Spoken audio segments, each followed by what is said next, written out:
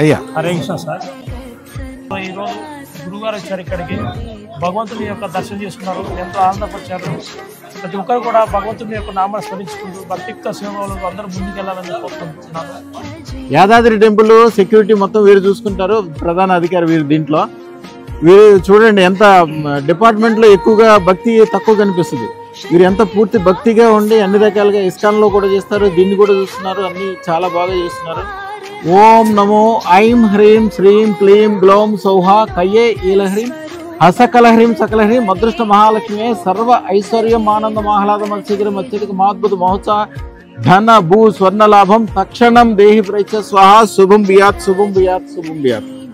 అద్భుతం స్వామి, రాబోయే కాలం చాలా బాగుంటుంది. మీరు ఇలాగే ఇంకా మంచి పనులు చేయండి.